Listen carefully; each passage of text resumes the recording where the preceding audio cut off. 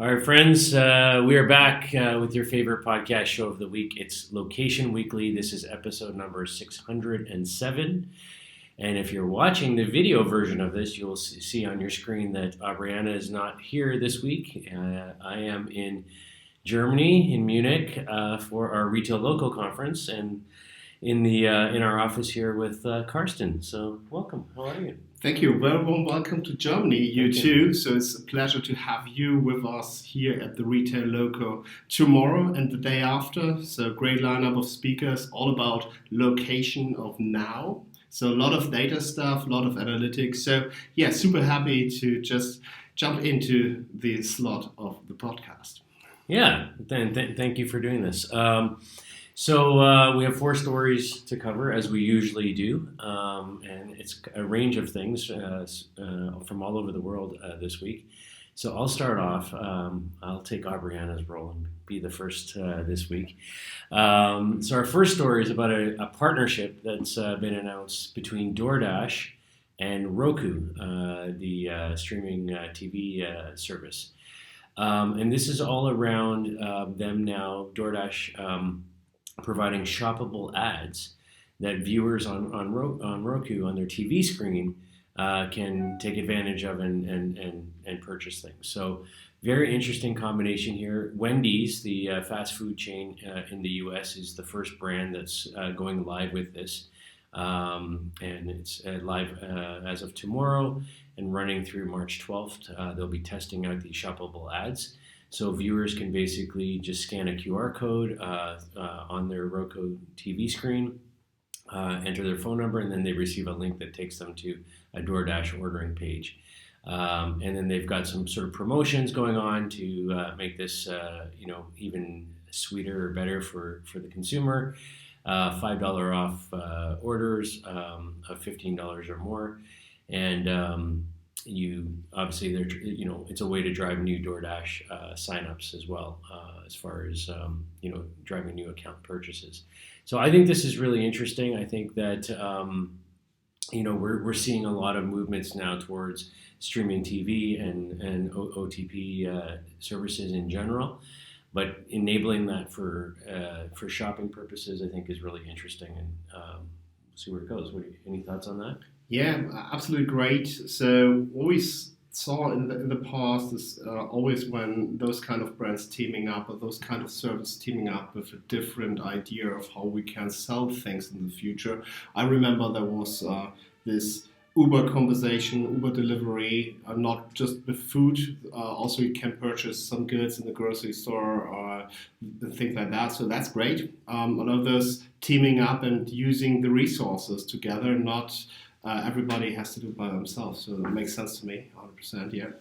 Yeah, and I think one of the other advantages of this too is for Roku users, they get 6 months of free access to the DoorDash Dash Pass, which is their membership program, and they waive all the delivery fees from eligible restaurants that normally you pay $9.99 a month. So another little bonus incentive to get people on board. Yeah, but it's a highly competitive market right now. They are all in. So streaming is no longer that what we learned in the past. The subscriptions models are more going.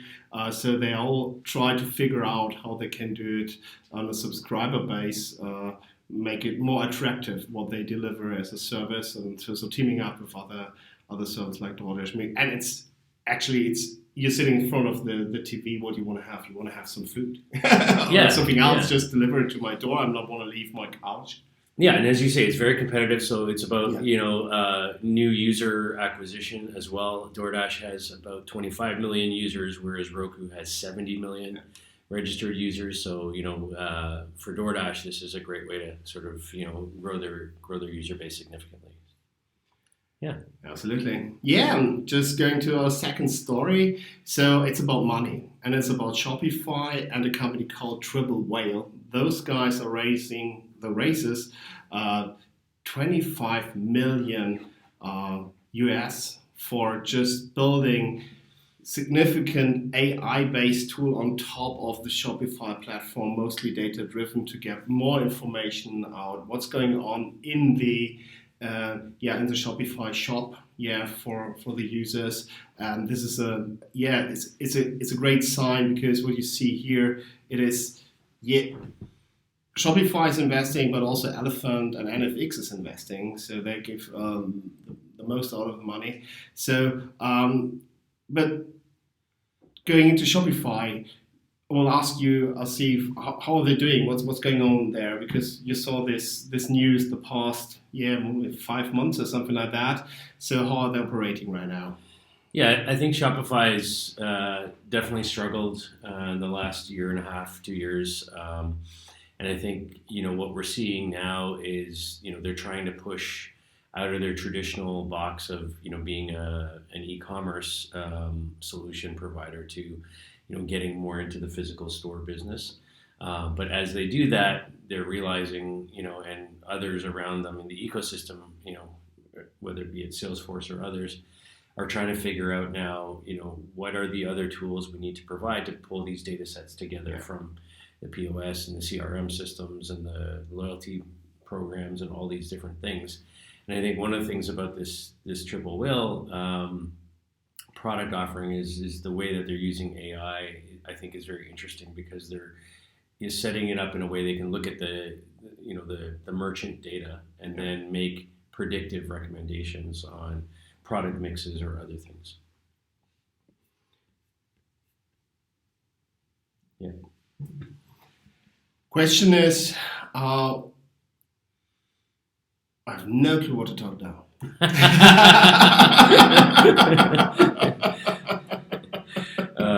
I think the one of the things about this space, that when you're dealing with especially small businesses, and which is where they focus so far, is what is that price point for this level of service? Because there's a lot of data crunching and a lot of power that goes into producing these kinds of things, and it gets expensive on the production side. So keeping that at a cost point where it's still affordable for folks in a SaaS model, I think is going to be one of the challenges here. But I like what they're doing, and I think it's there needs to be some sort of data modeling, predictive analytics coming together around the Shopify system. Yeah, and also what you mentioned before, just combining the physical store with the online store you have, and learn from both sides and make both more attractive. More, you understand better what the customer really want, because most of the business have their online business, they have their physical store business. They're very separated, so different data set, different kind of reporting. So matching that up in the future also with AI, it's obviously a good idea. $25 million worth. There you go. Serious bill. Yeah. All right, shifting gears now. There's a company out there called TruthSet. That's one word. And these guys are really interesting to me, because Aubriana and I in particular, the last 2 years, there's been a number of shows where we've talked about challenges around location data in our industry in general, where there's a lot of poor quality data, fake data, just user-generated data that's missing things. It's just inaccurate data. And so what TruthSet is set out to do is they've created this sort of coalition of companies, of data providers, and they act as sort of the quality scoring of the data. So giving it, sort of a rating on how good and how accurate this data is, because it's a huge problem in the industry from, an advertising and media buying point of view, where you're buying stuff and you're getting 50%, 30%, of good quality data and a whole lot of bad quality data. Yeah. So I like what they're sort of aiming for here. And the coalition already includes some big players like Epsilon, Alient, Data Axle, Sterista, just to name a few of the folks that are in this. So basically, they've got access to massive, location and other data sets, behavioral data, purchase data, and others. And then they take all that data, and this is, by the way, this is only a US service at the moment.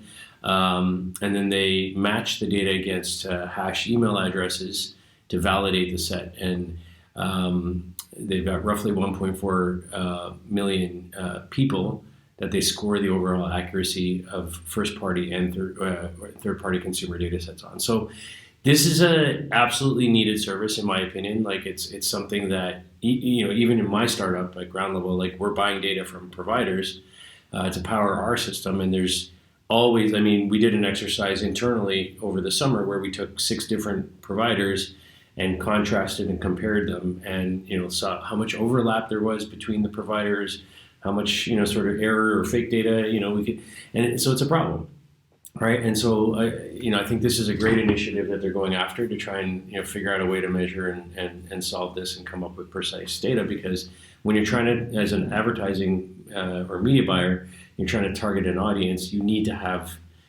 quality. Otherwise, you're just wasting money, going into the Netherlands. Yeah, absolutely. So data is always the tipping point on your report.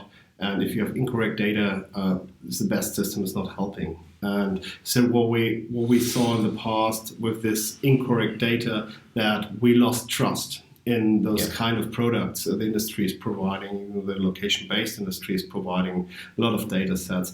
And so when we're losing trust at brands, at retailers and advertisers for this, it's very hard to rebuild it in the future. So it is, for us, it's very important to support also such initiatives and just talk about that, make it happen. Yeah, for sure. Yeah, and then when we're talking about data, then we come to maps, and AWS is using now GrabMaps as a tool set for providing service into their developer account of AWS, just to make location services happening and easy to develop. And I think a lot of people don't know what AWS is supporting the industry right now in terms of tools they're providing. And right now, let's talk about Grab's hyper-local search and routing functionality. So you work with that, this kind of tool sets. So how powerful are they? What we can expect from them? It's extremely powerful, and the challenge is that it is accuracy. So this partnership specifically is around the ASEAN market, so the Southeast Asia and Asian markets, where GrabMaps is obviously a big player. They were members, so we had a relationship in the past. Yes, and so I think one of the things here is that you, in order to from a developer point of view, to have accurate location services, you have to have high quality POI data to start with. Number one. So one of the good things I like about this is that when AWS launched this new offering, which was about a year ago, roughly, they announced a partnership with Here. So Here was is providing POI data globally, but there's when you can tap into sort of the number one source in a region like this, and you can get that high quality data. They have over 50 million address points. GrabMaps does POI points in the region. So I think that's interesting, right? And then it becomes about routing and tracking and geofencing, and how you sort of then layer on top of that, makes it much more powerful. And there are a lot of different use cases for this, right? So I think one of the things that I like, and we've heard a lot lately about, these new mapping coalitions that we talked about just a few weeks ago on the show, where TomTom and some of these companies are getting involved. So I think the POI companies are saying, look, we have high quality data sets. We need to find new markets for them. We need to find new distribution methods for them. And so AWS is one of those. And I think it's as you said at the beginning, I think it's one of the sort of lesser or not well known services out there, from a developer community point of view. And I think it's one that they can actually create quite a high profile for themselves, because if I even again coming back to my startup, like all of our stuff is hosted on AWS, and yet we're not using AWS's location services in our product. You didn't know that? Or? No, I knew about it, but we already had other relationships. But I think there's an opportunity for folks in our industry, in the location ecosystem, to both host on AWS and use their location and mapping services as well. And also, for AWS, it's a good way to just develop a stickiness to the server and to just the hosting program by just providing those kind of services, those kind of tools. Because if you're doing it with these tools, you're obviously stuck within the ecosystem of AWS. That's what they do, those guys. Yeah, for sure. And I just want to shout out to Philip Condal, who recently was named Chief Product Officer at GrabMaps. So he's in Singapore now doing that. And we know him from days past in the LBMA with Scobler and some of the other projects that he's been involved in. So it's good to see people in our industry continuing to sort of grow and evolve into great spots like this. So congrats, Philip, on that. Yeah, so this is what our industry is about. So we're in the right industry. It's still growing. It's just the beginning of location. Yeah. So thank you, everybody, for listening and watching. We, as I said at the beginning, we're here this week in Munich for our Retail Loco, our European conference this week, which is happening Tuesday and Wednesday. And so if you are here, please come by. If you're not, you can watch the live stream. So just hop on either of our LinkedIn pages or check out the website for Retail Loco, and you'll find the information there. And the live stream is free, so you don't even have to pay for that. Even that, if you're not going to the live stream, we have the on-demand platform, which is also for free. So just sign in, be part of what we're doing globally with the LBMA and all our companies we're with and all the cool stories we're sharing. Yeah. So it's great to have you here. Thanks a lot. Thank you. And again, for our listeners and watchers out there, you've been consuming episode number 607 of Location Weekly. If you have story ideas, if you have feedback for us, please reach out. We would love to hear about that. So we'll see you next week with another show. Thanks. Bye. Thank you. Bye.